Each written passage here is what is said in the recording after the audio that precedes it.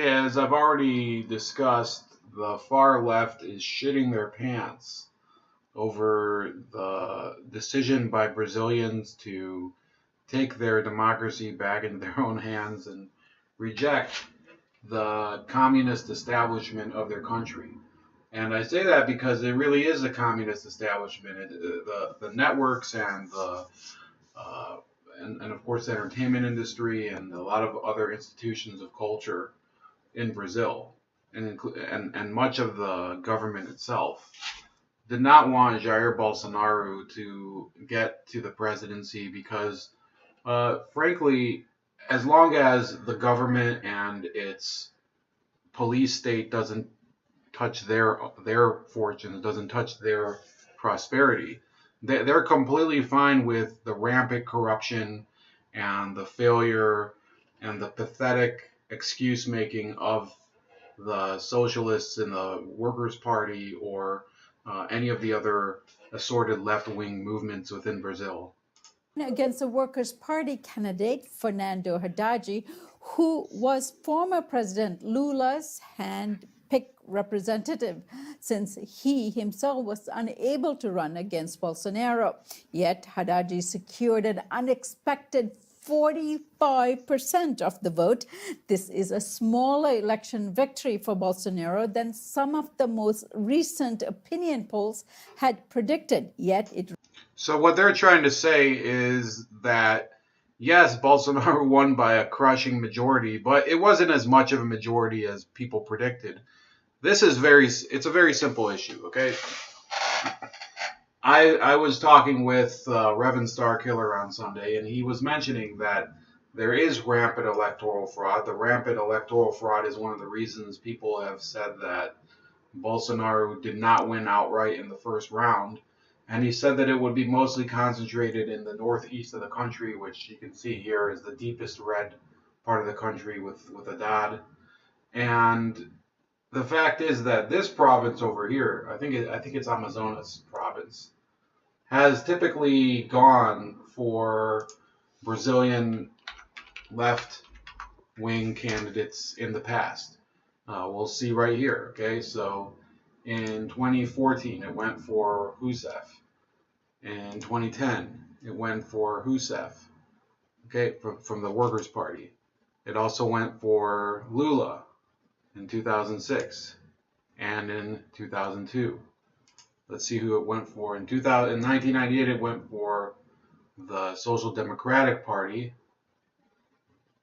but that was about 20 years ago. So in the modern era, you can see that you can see basically that Rousseff and Lula had dominated this state of Brazil for years, okay? Along with some other ones. I think this is Redonda province, state. I think it's states in Brazil, which is a little more of a swing state. But Amazonas province has consistently gone for the PT during the modern electoral era up until today, when Jair Bolsonaro has basically snatched that area away from the Brazilian left. So let's keep going. Let's see how they try to rationalize what's going on here. Remains a staggering blow to Brazil's democracy and to Brazil's social movements.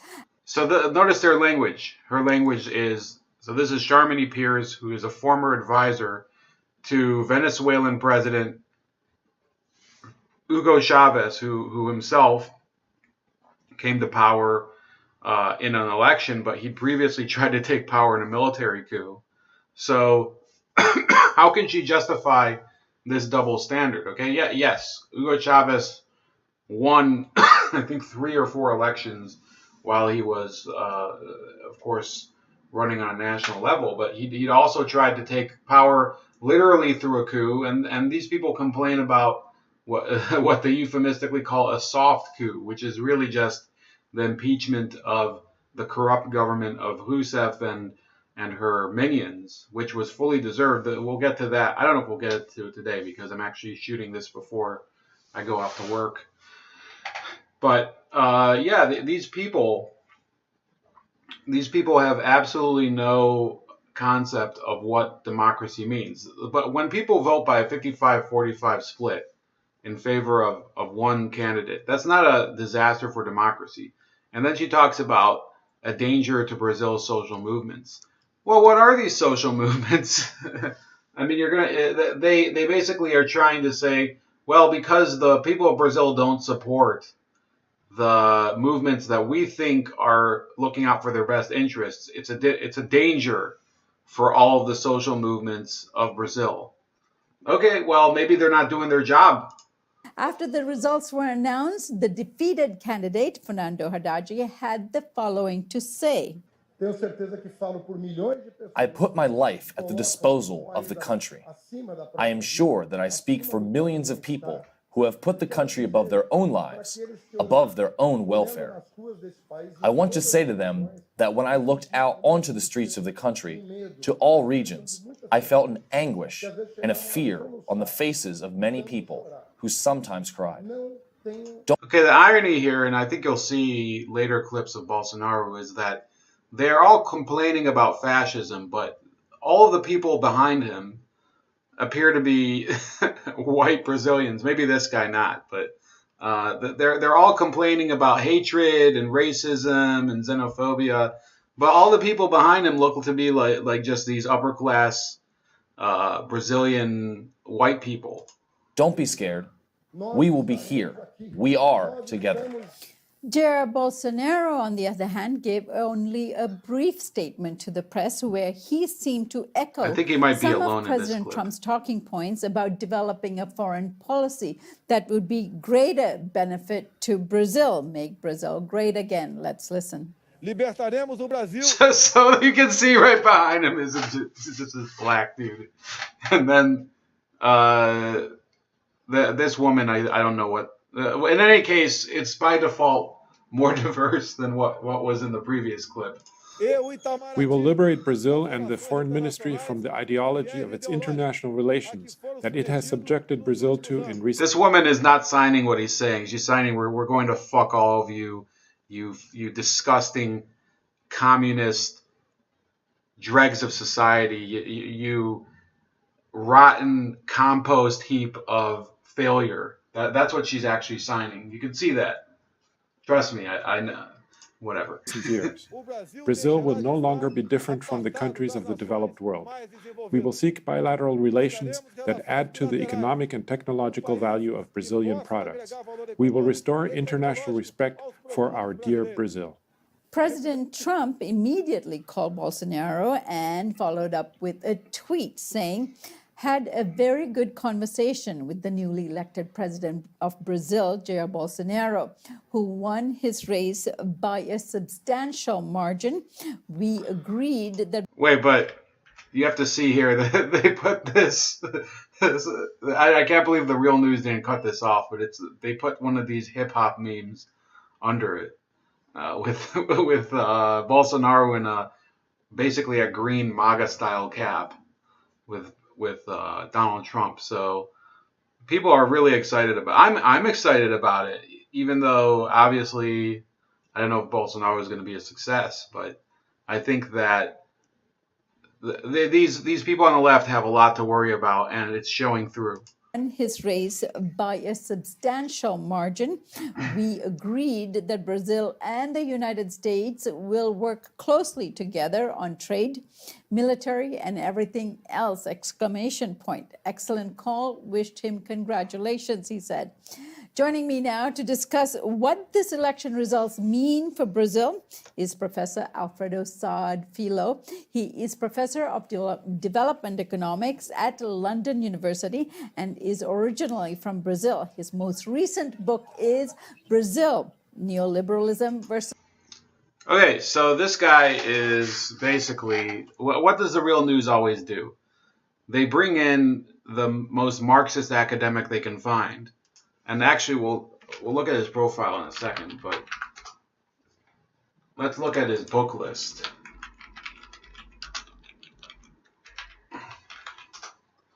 On Amazon. he's translated. I believe this is a translation of. Okay, here it goes. This brilliantly concise book has established itself over 25 years in 5 editions as a standard companion to Karl Marx's most important work, The Sprawling Kapital, or Das Kapital as it's known in German. This new edition retains the features that have made it a crucial teaching tool, a clear explanation of the structure of Marx's analysis, an exploration of his method and terminology, and the significance of essential concepts, while also bringing it fully up to date with the latest scholarship and a clearly written analysis of the continuing relevance of Kapital to today's ongoing discussions of politics, economics, and the struggles of capitalism. So this guy is a full-on hardcore Marxist, and they're bringing him in to discuss Bolsonaro. Where were we here? Well, let's see.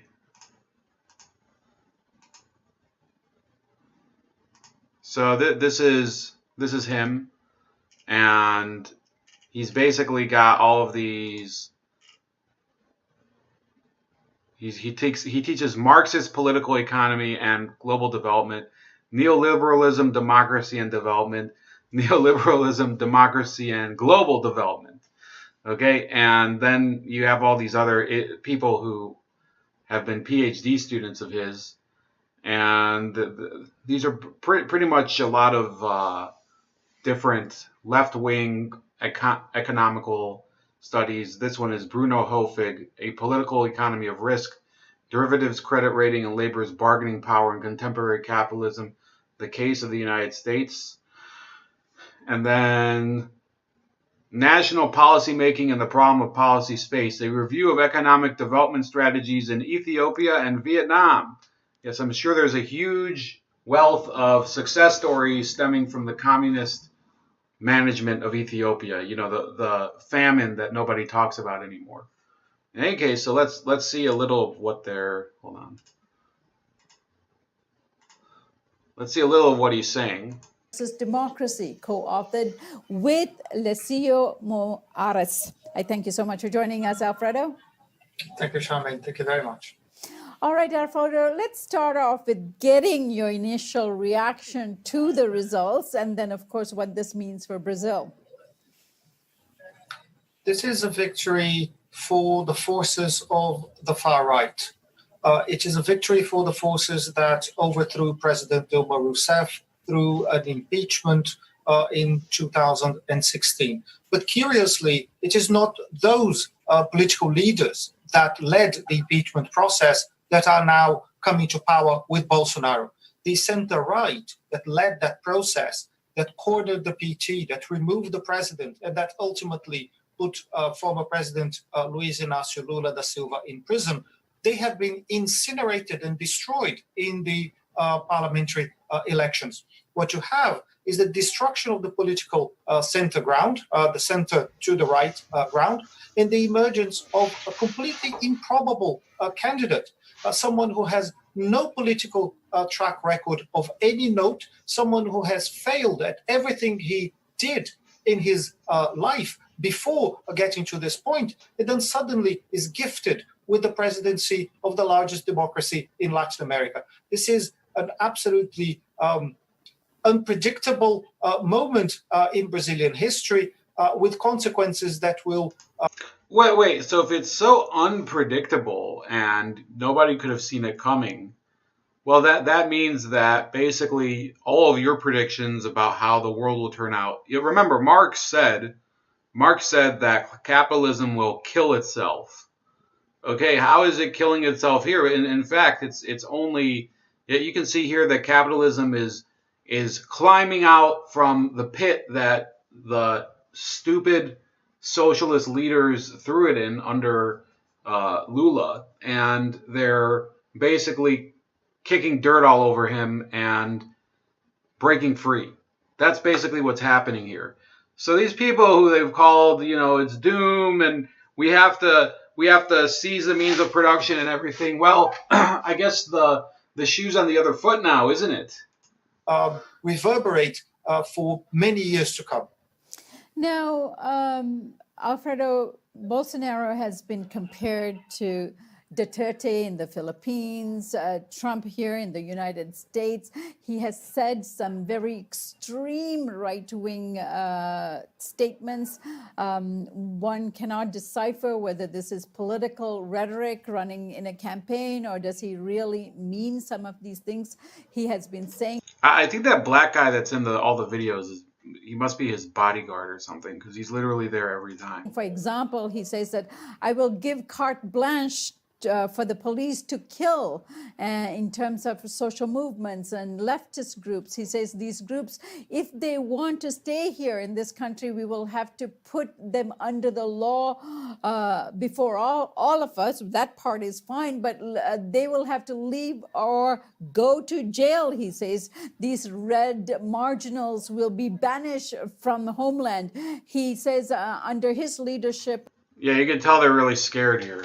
Lula will remain and rot in jail. Now, these kinds of statements he's been making throughout his campaign. How serious are these statements? And just particularly the one about how he sees the former military dictatorship that took place between 1964 and 85, where he says under his leadership there might be a return of such a dictatorship. Are we to take all of this seriously? Trump is Bolsonaro and Trump have been So he's so shocked he gets confused who he's talking about. Being compared many times. Trump was a little bit of a figure of ridicule even during his campaign, and a lot of what he said was not taken very seriously, and perhaps rightly so. Bolsonaro is a completely unknown quantity, even though he has been. So remember that these are people who they were saying during the campaign that Trump is full of crap and he's gonna basically, they were saying this to the Republicans, and a lot of the never Trumpers were saying that he's not really conservative and he's gonna appoint liberal judges in the end, or they were saying that he would end up raising taxes. They were saying that he was not a conservative by any means. And then the Democrats were also saying he's only in it in order to make money and everything. And then since he became president, a lot of them are making fun of him for losing money. A lot of them are making fun of him saying, or a lot of them are saying at the same time that he's ineffective, they're claiming that he's ruining the entire country. So they're claiming that his policies that he's a failure. For example, when he failed to repeal Obamacare, something I've criticized him on several occasions, not just him, but the Republican Party as a whole. And then they turn around while claiming that he's ineffective and he's a complete failure. They will say, well, he's also destroying the country and our democracy is at stake. And this is irreversible damage, and blah blah blah, and on and on and on.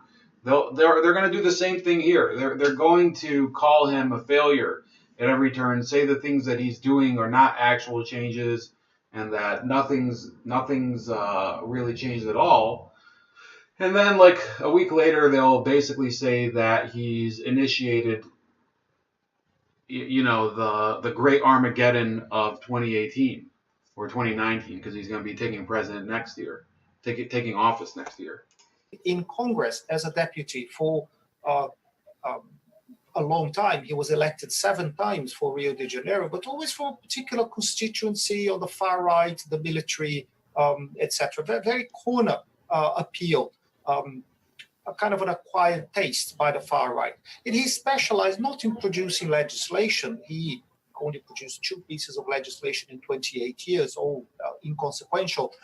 But he specialized in the production of statements that were horrendous and that would be guaranteed to take him to the attention of the media, and to bring to him the rejection of the center, of the right, of the left, of all moderate forces in the country. He was appealing to a particular audience. Now, this audience is now on the streets. The far right has conquered a mass base in Brazil for the first time in more than 50 years, but this is by far the most extreme example of the politics of hatred that the country has seen in its modern history. It's absolutely. Yes, it's not as if the left has ever preached hatred against a particular group or class, right? I mean, they never do that. So suddenly they are just crestfallen because you're getting this one politician who's saying things about them that they've been saying about everybody else. This is why they're so pissed off. And then they're saying, "Oh, he's a marginal guy. He just appeals to the far right and just a marginal constituency in Rio." Look, the left is itself. For many years, they were a marginal constituency in Brazil. It was only in the early 2000s that the political far left was able to grab power in any respect. I mean, before that, there had been social democratic movements that had taken power in Brazil, but they are just ready to throw any smear that they can against this guy. Unprecedented. So how far can we take these statements seriously? We have to take them seriously in the sense that there is nothing else that he has said. Bolsonaro never said anything different from all this. Now, he has never been in a position to implement anything. He has never been in a position of executive power. He was a captain in the army. He was expelled from the army for lack of discipline and for plotting to place bombs in army headquarters to then try and pin the blame on the left. He was expelled from the army for that reason and became a federal deputy. That is his entire life. So it's a life of mediocrity. It's a life of failure that does not give us any handles on his behavior once he is in office. We simply do not know. Alfredo, what does this tell us about where the electorate or the people of Brazil are at? I mean, the numbers that showed up to vote for him, and you saw the rallies with the green and yellow sea of people participating in the campaign rallies. There is a psychic shift here taking place. What is this telling us about where the people are at? So at least here they're being honest, and they are, they're giving credit where it's due. They're saying, yes, he did have mass appeal, and there were all these rallies where people did come out to support him. So at least they're not lying about that and claiming, oh, it's all a bunch of manufactured bullshit. For the past 5 years, Brazil has experienced a convergence of dissatisfactions. Dissatisfactions coming for many different reasons and across many different social groups. The rich were unhappy with the PT government because it wasn't favoring finance enough. The upper middle class was unhappy because they felt alienated from power. The unorganized informal workers were feeling unhappy because of violence, because of lack of infrastructure in urban areas. The organized workers were unhappy because jobs were not being created fast enough. And all these dissatisfactions converged around corruption. Now, corruption and the succession of corruption scandals that have rocked Brazil in the past 5 to 10 years, they have been engineered. Not that corruption is not a problem. It is a massive problem in a country like Brazil. But corruption is also the way in which the political system functions in that country. It's impossible. So pay attention to his excuse here. He's saying that yes, there is corruption in Brazil, but it's not the fault of Lula and Rousseff who let corruption run wild, because corruption is endemic to the culture of Brazil. You can't change the people of Brazil and their government and everything. They swim in corruption. That's his point. These are people, they want to change human nature. They want to create an economy that's based on, for the many, not the few, as Jeremy Corbyn would say it, but in terms of classical Marxism, I think what they say is to each according to his ability, for each according to his need. So that they want to change human nature and make everything an equitable society. And then they say, well, corruption is actually part of human nature, so nothing you can do about that. To have the Brazilian political system minus corruption. You cannot persecute one corrupt individual at a time and then be left with a political system that is clean. This will not happen. The political system works on the basis of exchanges of favor and exchanges of money. But corruption has been weaponized by the right and by the media and used against the PT. So President Dilma Rousseff was...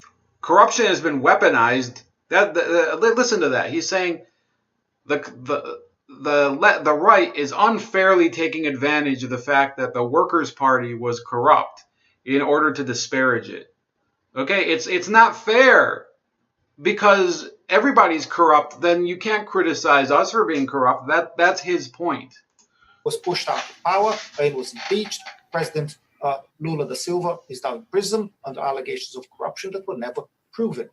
But the corruption contaminated the entire political spectrum, opening space for this pretend outsider who in fact has been part and parcel of the political system for 28 years, to pose as the outsider, to pose as the person who is not corrupt, to pose as the person who is going to resolve this problem by force of will. He cannot do that. This will be a significant obstacle to Bolsonaro as president.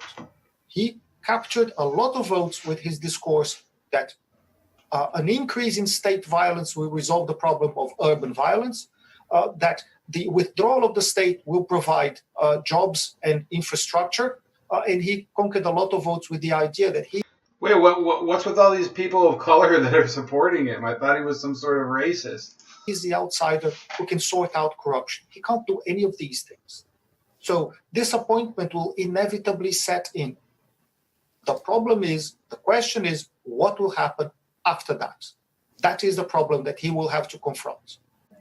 Alfredo, Bolsonaro, in his acceptance speech, made reference to foreign policy and how Brazil is going to be great again, using some of President Trump's rhetoric here.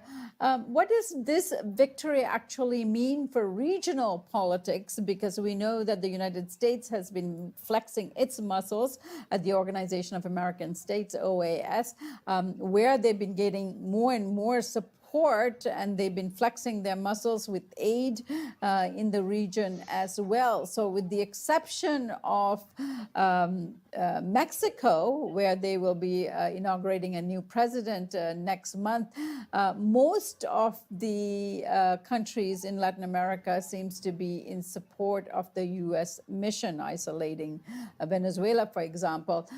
So what do you think the impact will be on Latin America?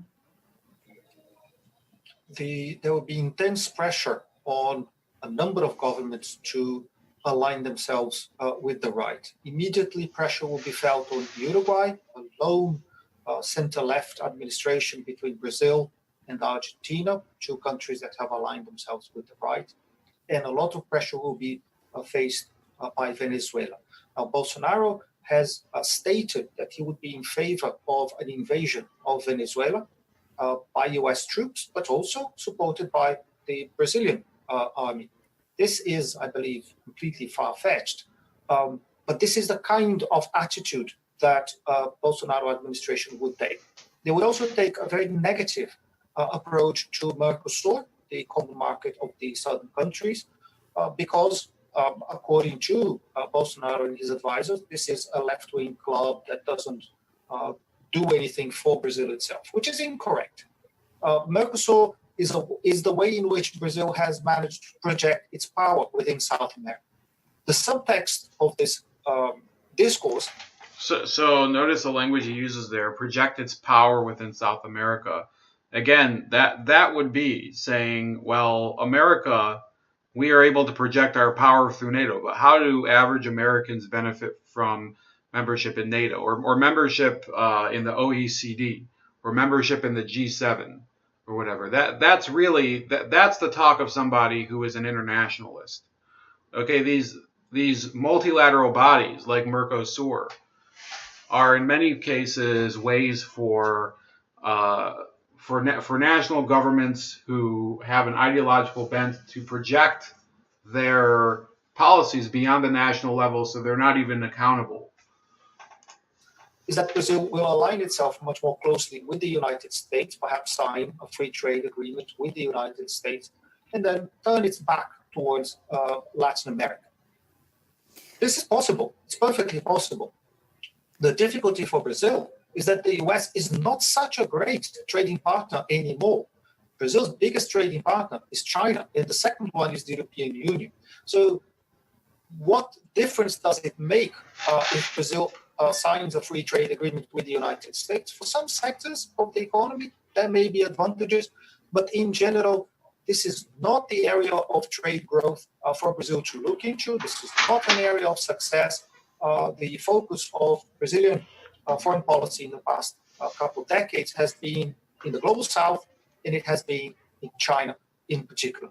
Bolsonaro, purely for ideological reasons. So he says the global south, which is communist jargon for the poor part of the world. That's what they call it. They call it the global south because they won't say third world anymore because that's racist.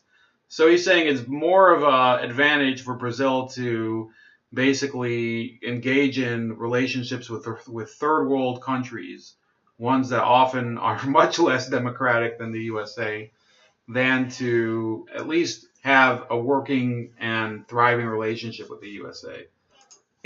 Want to reshape that into a much closer relationship with the United States.